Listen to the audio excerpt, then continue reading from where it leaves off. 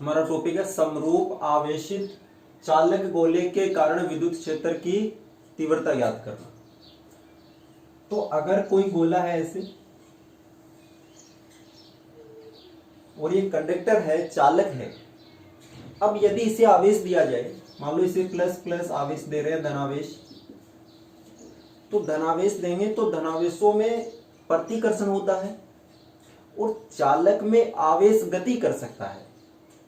चालक में आवेश गति कर सकता है तो प्लस प्लस के बीच प्रतिकर्षण के कारण ये गति करेंगे और गति करके कहाँ जाएंगे? अधिकतम दूरी तक, यानी दूर होने लगेंगे और दूर होकर कहाँ आ जाएंगे? पृष्ठ पर। ये जो संपूर्ण चार्ज है जो चालक के अंदर होगा वो कहां पे आ जाएगा? पृष्ठ पे। अब ये जो स्ट्रक्चर है, ये जो संरचना है, ये सेम वैसे ही है जैसे गोलीय कोष में थी। आपने गोलीय कोष भी ऐसा ही बनाया था। तो गोलीय कोष और चालक गोले में क्या डिफरेंस है कि गोलीय कोष के अंदर कोई भी मटेरियल नहीं होता और चालक गोले के अंदर मटेरियल होता है, लेकिन दोनों में समानता क्या है कि दोनों में आवेश कहां रहेगा? पृष्ठ पर। दोनों में आवेश हमेशा पृष्ठ पर रहेगा और हम निकाल रहे हैं विद्युत क्षेत्र की तीव्रता जो आवेश पर निर्भर करती है, मटेरियल पर निर्भर नहीं करती। इसलिए इसके बाहर, इसके अंदर, इसके पृष्ठ पर सेम तीव्रता उसी प्रकार से होगी जिस प्रकार से गोलीय कोष के कारण थी। सेम वैसे ही निकालना है, पूरा तरीका वही है, केवल गोलीय कोष की जगह क्या आ जाएगा? चालक गोला। सेम तीनों टॉपिक। अगर बाहर लिखें तो कितनी होगी? के क्यू बटे आर स्क्वायर। पृष्ठ पे लिखे तो के क्यू बटे आर स्क्वायर। अंदर लिखे तो 0। ठीक।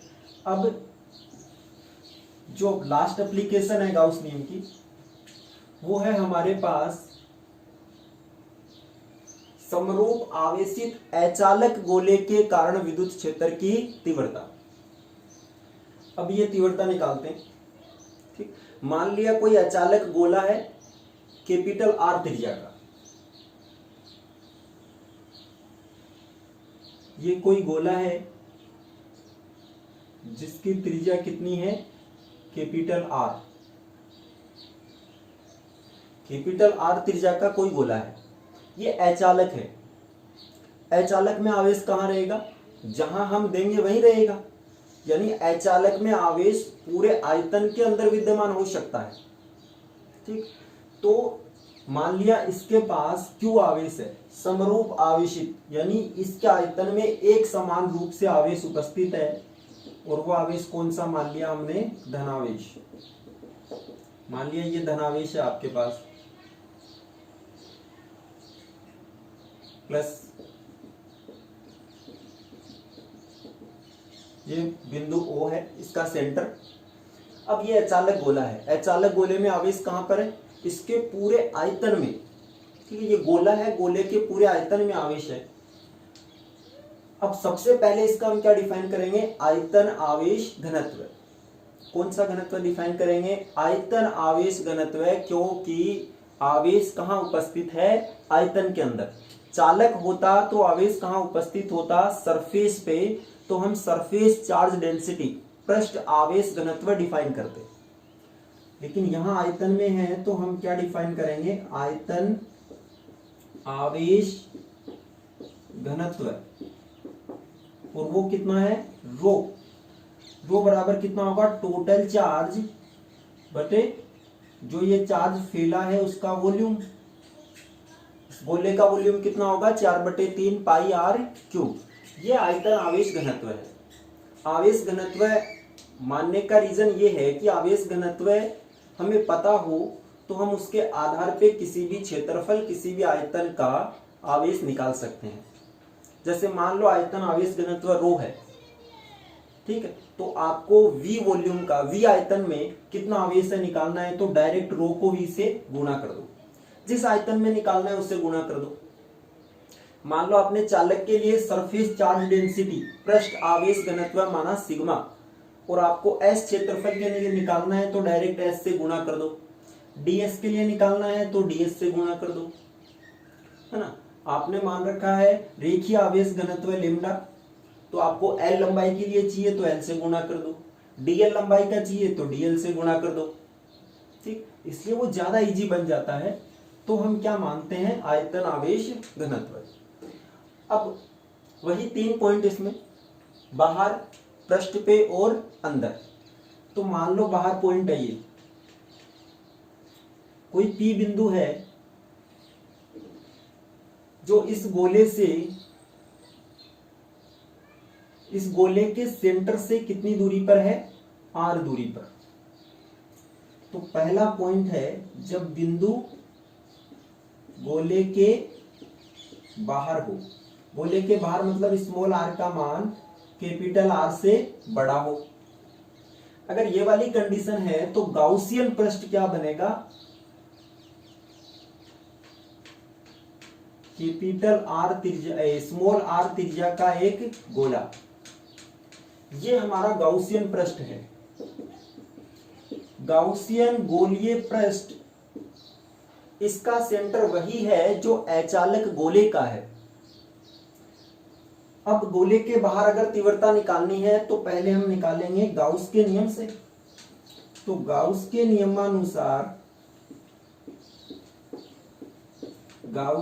नियमानुसार जो फ्लक्स है वो होता है समेशन क्यू इन बटे एप्सिलॉन नॉट। तो फाई बराबर समेशन क्यू इन, इस गाउसियन पृष्ठ में कितना आवेश है, वो टोटल चार्ज इसी के अंदर कवर हो रहा है। जो अचालक गोले पे है वो सारा आवेश गाउसियन पृष्ठ के अंदर है। तो फाई बराबर क्यू बटे एप्सिलॉन नॉट। फ्लक्स की परिभाषा से, according to definition of flux, flux की परिभाषा से क्या लिखेंगे, परिभाषा तो बोलती है फ्लक्स होगा बंद पृष्ठ का ई ds cos थीटा। तो यहां पे फाई बराबर थीटा का मान कितना है। अब इस बिंदु पे तीव्रता किधर है, इस बिंदु से बाहर की ओर, और इसका क्षेत्रफल सदिश भी किधर है, बाहर की ओर।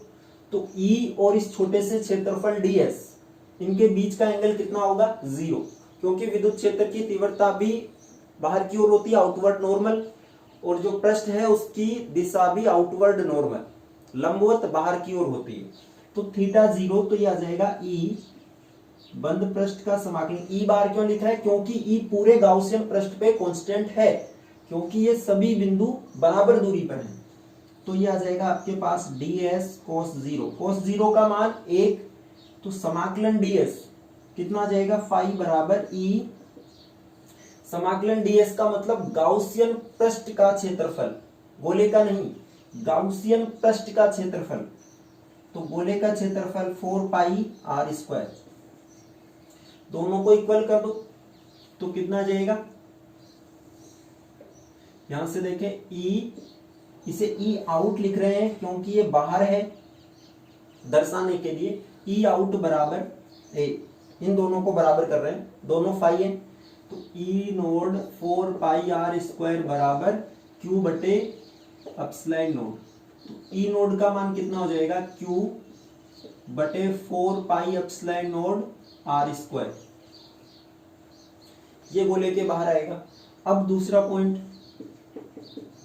गोले के पृष्ठ पर, पृष्ठ पे मतलब r बराबर कैपिटल R हो। तो अगर पृष्ठ की बात करें, जस्ट आउटसाइड, थोड़ा सा बाहर, यानी पृष्ठ पे बिल्कुल यहां पर, ठीक है, यहां पर माने तो वो ये कैपिटल R त्रिज्या का गोला बनाएंगे और Q इनकी जगह कितना आएगा, वही कैपिटल Q आएगा। अब इसमें भी वही थीटा की जगह 0, ds का मान गाउसियन पृष्ठ की जगह यहां कितना आ जाएगा, 4 पाई कैपिटल R स्क्वायर। तो हम डायरेक्ट ये जो इक्वेशन है इसमें लिख देंगे स्मॉल r की जगह पे कैपिटल R, क्योंकि आवेश चेंज नहीं हो रहा, जितना यहां परिबद्ध हो रहा है उतना ही पृष्ठ पे भी परिबद्ध हो रहा है। तो E सरफेस पे आएगा Q बटे 4 pi epsilon node capital R square, ठीक है। अब गोले के अंदर, अब अचालक गोले के अंदर की बात करते हैं। अच्छा, तो इसमें एक चीज और है, अगर आप इस Q को इस रो के टर्म में लिखना चाहें कि भाई इन फॉर्म ऑफ रो क्या होगा, तो Q की जगह कितना लिख सकते हैं, rho into 4/3 pi are Q. देखो इस Q की जगह, इस Q की जगह क्या लिख सकते हैं, rho into 4/3 pi capital R cube बटे 4 pi epsilon naught R square. तो 4 पाई से 4 पाई कट गया, यहां पे कितना बच जाएगा, रो, यहां पे बचेगा रो और कैपिटल आर क्यूब बटे 3 अपस्लाइन नोड आर स्क्वायर, ये माना जाएगा। अच्छा, और इसकी जगह पे लिखें, भाई यहां पे हमें क्या करना है, ई नोड, यहां जो स्मॉल आर है उसकी जगह क्या करते हैं, कैपिटल आर। अगर इसकी जगह कैपिटल आर करें तो ये इस आर की जगह पे, इस स्मॉल आर की जगह पे क्या करना है, कैपिटल आर, या इस क्यू का मान रख दो यहां से, एक ही बात है। यह आ जाएगा रो आर क्यूब 3 अपस्लाइन नोड, इस आर की जगह पे क्या करना है, कैपिटल आर, तो आर स्क्वायर, तो यह आ जाएगा रो बटे 3 अपस्लाइन नोड इंटू कैपिटल आर। अगर रो की टर्म में लिखना चाहें तो यह आएगा रो बटे 3 अपस्लाइन नोड इंटू कैपिटल आर। अब आते हैं गोले के भीतर, याद रखना ये पृष्ठ पे है, ये वाला बाहर है। तीसरा पॉइंट, गोले के भीतर यानी आर का मान कैपिटल आर से छोटा हो। अब यहां पे जो गाउसियन पृष्ठ बनेगा, क्योंकि ये वाला आर इस कैपिटल आर से छोटा है, तो पॉइंट कहां पे होगा, भीतर, ये पी बिंदु है, तो ये वाला सर्कल बनेगा। ठीक है, अब ये जो सर्कल है वो है हमारा गाउसियन पृष्ठ, ये गाउसियन पृष्ठ है। अगर ये गाउसियन पृष्ठ है तो गाउस के नियमानुसार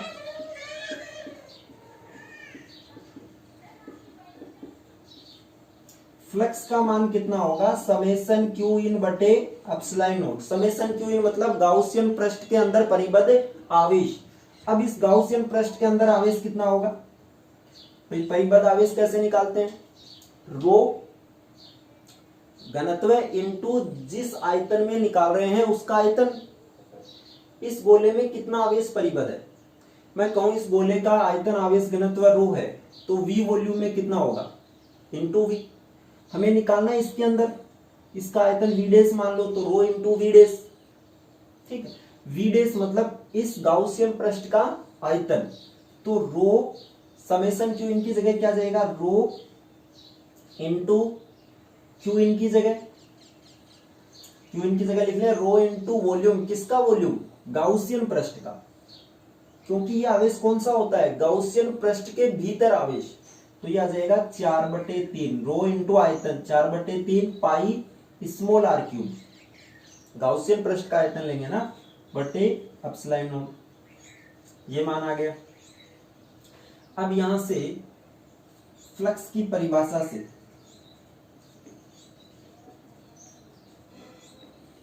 फ्लक्स की परिभाषा क्या बोलती है, फ्लक्स होगा बंद पृष्ठ का समाकलन EDS cos theta, EDS cos theta, theta का मान कितना 0 डिग्री और ई समान है तो ये तो बाहर आ जाएगा, बंद पृष्ठ का समाकलन और कोस 0, कोस 0 का मान 1, तो बचा समाकलन डीएस, समाकलन डीएस का मतलब गाउसियन पृष्ठ का क्षेत्रफल, तो फ्लक्स फाई बराबर ई इंटू गाउसियन पृष्ठ का क्षेत्रफल 4 पाई आर स्क्वायर। इस बार जो ई है वो अंदर का है, ई इन, ये डिनोटेशन है केवल। तो ये दोनों समीकरण फ्लक्स के लिए है। अगर दोनों को इक्वल करें तो इस फाई की जगह क्या आएगा, दोनों को इक्वल करो, ई इन 4 पाई आर स्क्वायर का मान वो होगा रो 4/3 पाई आर क्यूब बटे एप्सिलॉन नॉट। तो यहां ई इन कितना आ जाएगा, रो 4/3 पाई आर क्यूब बटे 4 pi R square into epsilon naught. तो 4 पाई से 4 पाई कट गया, तो यहां पे ई इन का मान कितना आ जाएगा, रो बटे में 3, तो 3 epsilon naught, r square r cube से कट जाएगा, तो यहां कितना बचेगा, आर। ये ई इन का मान है। ये सरफेस पे आर की जगह क्या कर देंगे, कैपिटल आर। वो चाहे यहां करो चाहे बाहर वाले में करो, सेम आएगा। ये कहां पर है, बाहर, ये बाहर है, और ये पृष्ठ पे, और ये अंदर है। अगर अंदर क्यू की फॉर्म में लिखना चाहें तो रो की जगह ये मान रख सकते हैं, क्यू बटे 4/3 पाई आर क्यूब, ये तो रो की जगह लिख दिया, रो इंटू आर बटे 3 एप्सिलॉन नॉट। तो 3 से 3 कट गया, ये आ जाएगा क्यू 4 पाई एप्सिलॉन नॉट, ऊपर स्मॉल आर, नीचे कैपिटल आर क्यूब। ये हमारे पास ई इन आ जाएगा। तो अंदर, पृष्ठ पे और बाहर तीनों तीव्रता हमारे पास आ गई। अब अगर हम ग्राफ बनाना चाहें आर के साथ तो कैसा बनेगा, तो देखें, ये ई है, विद्युत क्षेत्र की तीव्रता एक्स एक्स पे ले लेते हैं स्मॉल आर दूरी, तो आर बराबर 0 मतलब सेंटर पे। तो सेंटर पे तीव्रता कितनी होगी, सेंटर तो अंदर ही होगा ना, तो आर की जगह पे कितना रख दो, 0। भाई सेंटर के लिए आर कितना है, 0, तो आर बराबर 0 रखो, तो ई इन कितना हो गया, 0, मतलब 0 पे 0 है। फिर अंदर कितना है, अभी तो अंदर ही चल रहे हैं ना, तो अंदर जो है वो स्मॉल आर के समानुपाती है, यानी जो ई इन है वो समानुपाती आर है। तो आर के साथ कैसा ग्राफ बनाएगा, ऐसा। अब ये मान लो यहां पे हो गया आर बराबर कैपिटल आर, यानी ये सरफेस आ गई, तो सरफेस पे कितना है, रो बटे 3 epsilon not into capital R, या फिर 1/4 पाई एप्सिलॉन नॉट क्यू बटे कैपिटल आर स्क्वायर। अब बाहर, तो बाहर का तो ये, तो ये बाहर जो है ई आउट वो किसके प्रोपोर्शनल है, 1/r स्क्वायर, इनवर्सली प्रोपोर्शनल है आर स्क्वायर की। तो यहां पे ये ऐसा आ जाएगा। तो इस प्रकार की तीव्रता में परिवर्तन अचालक गोले के कारण दिखाई देगा। ये होगी ई और आर के बीच में ग्राफ।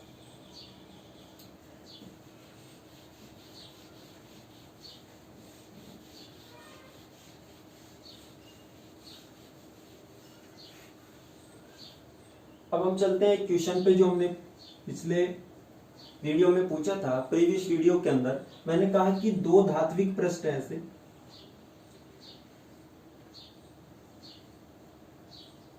ठीक है, ये 2 पट्टिकाएं हैं। अब मैंने कहा इन पे जो चार्ज है वो समान है, लेकिन जो प्रकृति है वो अपोजिट है, यानी ये प्लस है और ये क्या है, माइनस है। चार्ज सेम है क्यू क्यू, और दोनों का एरिया भी क्या है, सेम है, 1 मीटर स्क्वायर।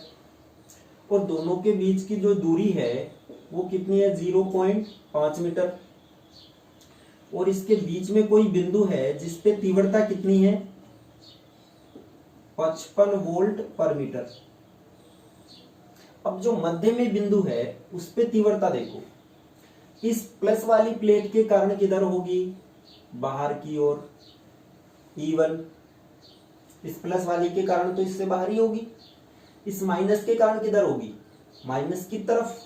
तो ये P बिंदु, इसके कारण तीव्रता किधर हो जाएगी, माइनस की तरफ, E2। E1 E2 दोनों एक ही डायरेक्शन में है। अच्छा, E1 का मान, कोई ऐसी प्लेट हो, ठीक है, तो इस प्लेट के कारण, इस पृष्ठ के कारण, केवल ये एक सिंगल पृष्ठ है, इसके कारण तीव्रता कितनी होती है, सिग्मा बटे 2 एप्सिलॉन नॉट। ये केवल एक लेयर है ना, एक लेयर है ये, तो सिग्मा बटे 2 एप्सिलॉन नॉट। अगर एक परत है, परत चाहे वो चालक हो चाहे अचालक हो, सेम ही होगी। पट्टिका नहीं है, पट्टिका और पृष्ठ में अंतर है। पट्टिका मतलब जिसमें दो पृष्ठ हो जाएंगे। अब ये पट्टिका का मतलब दो पृष्ठ, इसमें एक सिंगल पृष्ठ है। तो यहाँ पे E2 बराबर कितना होगा, E2 का मान भी सिग्मा बटे 2 एप्सिलॉन नॉट, क्योंकि दोनों पे Q और A सेम है तो दोनों का पृष्ठ आवेश घनत्व भी सेम होगा। अब EP बिंदु पर तीव्रता क्या होगी, E1 प्लस E2। EP बराबर कितना है, 55 वोल्ट पर मीटर। E1 का मान सिग्मा बटे 2 एप्सिलॉन नॉट प्लस सिग्मा बटे 2 एप्सिलॉन नॉट। अगर इन्हें जोड़ दें तो ये बन गया सिग्मा बटे एप्सिलॉन नॉट। अब सिग्मा का मान कितना है, सिग्मा बराबर होता है Q बटे A। तो ये आगे यहां से Q निकालना था, तो 55 A एप्सिलॉन नॉट। A का मान 1, 55 इंटू 1 इंटू 8.854 इंटू 10 की घात -12। तो ये कूलाम आ जाएगा, इतना चार्ज हो गया। ठीक है, इनके बीच में दूरी से यहाँ पे कोई रिलेशन नहीं आया, तो Q बटे A एप्सिलॉन नॉट, यहां से हम Q निकाल लेंगे। ठीक है।